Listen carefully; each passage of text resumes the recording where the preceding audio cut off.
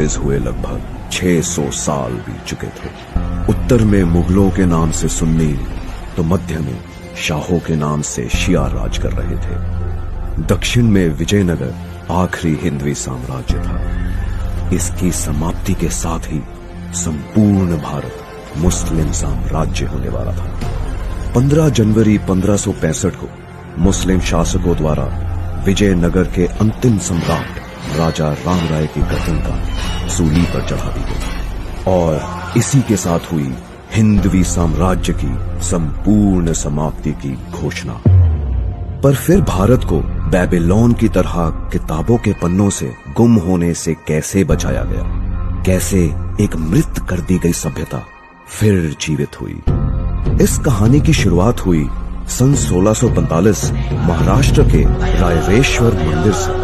एक 16 वर्ष के बालक द्वारा शिवलिंग पर अपना खून चढ़ा हिंदवी स्वराज्य की शपथ ली गई। इस पराक्रमी बालक का नाम था शिवाजी राजे भोसले।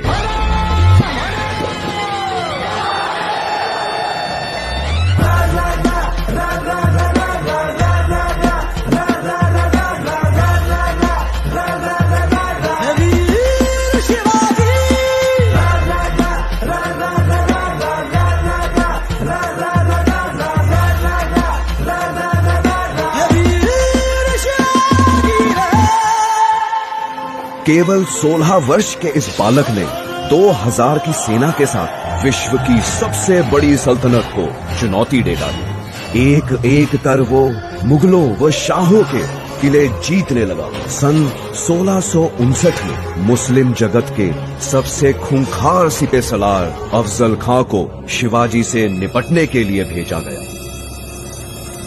कहा जाता है कि शिवाजी पर आक्रमण की शुरुआत जल्लाद अफजल खां ने अपनी 40 रानियों के कत्ल से की थी, लेकिन शिवाजी की चतुराई के सामने अफजल खां की बेरहमी भी काम न आ सकी। स्वयं को अफजल खां से डरा हुआ बताकर शिवाजी ने उसके सामने संधि का प्रस्ताव रख दिया। अहंकार में मदहोश अफजल खां चंद सैनिकों के साथ संधि करने शिवाजी के किले में दाखिल हो गया। शिवाजी ऐसा मौका चूकने वालों में से न थे। शिवाजी द्वारा अफजल खां का अंत कर मुस्लिम सल्तनत को बड़ी मात दे दी गई। इसके बाद कोल्हापुर, पवनखिंड, उम्बेरखिंड, चाकन, कल्याण, सिंहगढ़, पुरंदर और पुणे जैसे दर्जनों युद्धों में शिवाजी द्वारा मुस्लिम सल्तनत की जड़ें हिला दी। शिवाजी को रोकना नामुमकिन सा हो गया था। ऐसा लग रहा था मानो दक्षिण में विजयनगर का हिंदवी राज फिर से जन्म ले रहा हो। पर औरंगजेब भी जोश में होश खोने वालों में से नहीं था। कुछ दिन के धैर्य के बाद उसने एक दिलचस्प दांव खेला। अपने अधीन हिंदू राजा जय सिंह को उसने शिवाजी के मुकाबले में खड़ा कर दिया। हिंदवी स्वराज्य की कामना करने वाला शिवाजी हिंदू राजा पर वार नहीं कर पाएगा। औरंगजेब ये बात भली भांति जानता था और ऐसा ही हुआ। शिवाजी को पहली बार पीछे हटना पड़ा। जीते हुए 35 में से 23 किले मुगल सल्तनत को वापस करने पड़े। एक बार फिर भारत भूमि के किसी योद्धा को अपनों के ही कारण परास्त होना पड़ा। इसके बाद शिवाजी ने एक हैरान कर देने वाला निर्णय लिया। उन्होंने औरंगजेब को एक पत्र लिख उसकी ओर मित्रता का हाथ बढ़ा दिया। सब स्तब्ध रह गए। शिवाजी इस दांव से क्या हासिल करना चाहते थे, किसी को कुछ नहीं समझ आ रहा था। शिवाजी को झुका हुआ देख औरंगजेब काफी प्रसन्न हुआ।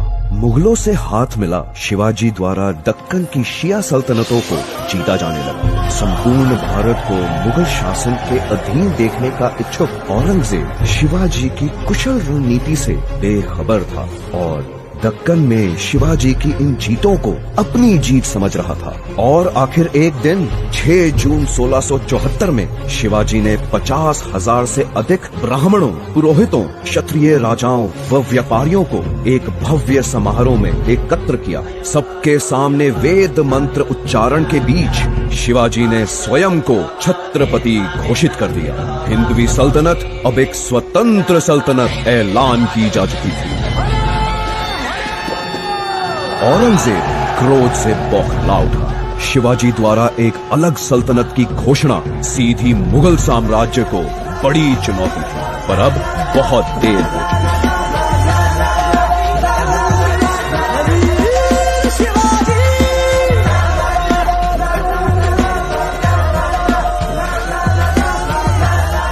औरंगजेब के साथ संधि की आड़ में शिवाजी द्वारा अपार शक्ति इकट्ठी की जा चुकी थी। सैकड़ों किलों को फतेह कर हिंदवी सल्तनत का प्रभाव पूरे दक्षिण भारत में फैला दिया गया था और अब उत्तर के मुगल साम्राज्य से निपटने का समय था। लेकिन एक दिन 3 अप्रैल 1680 को अचानक शिवाजी की मृत्यु की खबर आई। सभी की धड़कनें रुक सी गई, समय थम सा गया।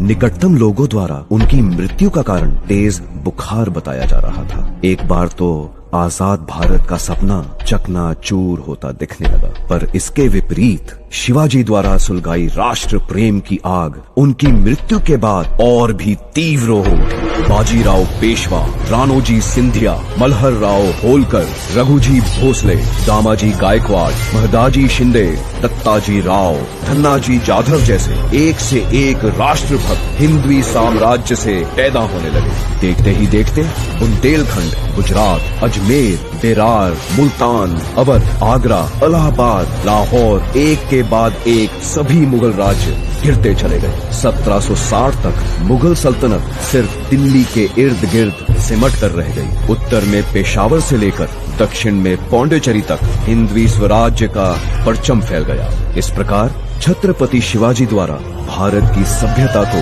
बेबीलोन की तरह किताबों से गुम होने से बचा लिया।